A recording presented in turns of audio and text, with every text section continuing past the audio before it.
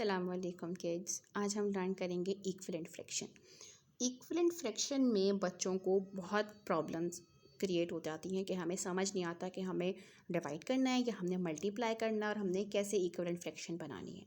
Equivalent fraction का मतलब ये होता है कि आपने इन दो को कट करने के बाद आपके पास इक्वल्स टू वाले जो नंबर है वो सेम आना चाहिए। ठीक है, दो रूल्स याद कर लें बच्चों। वो ये है कि अगर आपके पास यहाँ पे बड़े नंबर हैं और आपको यहाँ पे छोटा नंबर फाइंड आउट करना है तो आपको डिवाइड करना है, राइट। और अगर आपके पास छोटा नंबर है और आपको यहाँ पे बड़े नंबर फाइंड आउट करने हैं तो आपने मल्टीप्लाई करना है। ठीक है, ये दो चीज़ें आप लर्न कर लें। डिवाइड और मल्टीप्लाई का सारा गेम है इक्विवेलेंट फ्रैक्शन में। अब हम जाते हैं कि हमें कैसे पता चलेगा कि कौन से नंबर से हमने डिवाइड करना है। तो आपने या तो आप इजीली ये भी काम कर सकते हैं कि आपने 5 का टेबल वहाँ तक पढ़ा के 10 आ गया। ठीक है, तो आपने जब आपने 10 को डिवाइड किया 2 से या 5 का टेबल वहाँ तक पढ़ा के 10 आ जाए तो आपके पास 2 आ गया।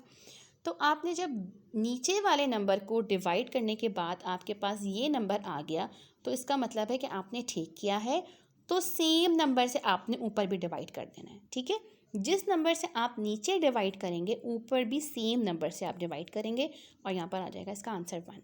सिमिलरली अब यहाँ पर भी दो बड़े नंबर थे और हमें यहाँ पे छोटा नंबर फाइंड आउट करना है तो हमें पता है कि हमने डिवाइड करना है।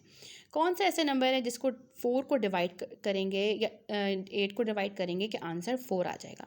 जब हमने 8 को 4 से डिवाइड किया तो हमारे पास आंसर क्या आ गया, 2। ठीक हो गया।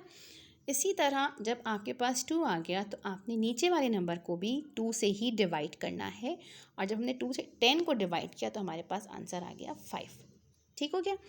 सेम हमने यहाँ पर भी किया। अब ये बड़ा नंबर था, छोटा नंबर फाइंड आउट करना था, हमने इसको डिवाइड कर दिया। डिवाइड करने के लिए हमने आप यूँ भी एक और तरीका भी कर सकते हैं। वो ये है कि आपने 8 को, अगर मैं इसी वाले क्वेश्चन पे जाऊँ तो 8 को आपने अंदर रखा और 4 को किया तो 4 2 ज़ा 8। ठीक है, आपके पास ये 2 आ गया, इसका मतलब है कि आपने इसको 2 से डिवाइड किया। सिमिलरली अगर मैं इसको डिवाइड करूँ तो मैंने 18 को कुछ टेबल मत पढ़े आप, 18 और 6 करें। 6 के टेबल में कहाँ आता है, 6 3 ज़ा 18 और ये आपने 3 यहाँ पे लिख दिया। सिमिलरली आपने यहाँ पे लिख दिया। अब जब 12 को 3 पे डिवाइड किया तो क्या आंसर आया, 4। अब आपको यहाँ पे बड़ा नंबर पता है और सॉरी ये बड़े नंबर हैं, सॉरी छोटे नंबर हैं ये आपके, और आपके पास ये बड़ा नंबर आपको पता है। ठीक, तो अब आपने ऊपर भी एक बड़ा नंबर ही फाइंड करना है तो आपने मल्टीप्लाई किया। कौन सा नंबर, कहाँ तक हमने टेबल पढ़ा 7 का कि 21 आ गया, 7 3 आर 21।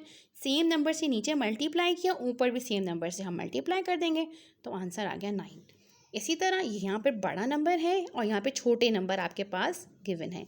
कौन सा टेबल ऐसा पड़ा कि आपके पास 36 आ गया, तो आपने 6 को 6 तक मल्टीप्लाई किया तो आंसर 36 आ गया। ऊपर भी सेम नंबर से मल्टीप्लाई किया तो आंसर आ गया आपका 24। सिमिलरली सेम आपके पास यहाँ पर भी सिचुएशन आ गई। छोटा नंबर है, बड़ा नंबर फाइंड आउट करना है। 1 को किस नंबर से मल्टीप्लाई किया कि आंसर 5 आया, 5 से किया। इसको भी 5 से किया, 5 5 आर 25, ये आपका आंसर आ गया। डिवाइड और मल्टीप्लाई के थ्रू हम इक्विवेलेंट फ्रैक्शन को सॉल्व करेंगे। Hope you understood.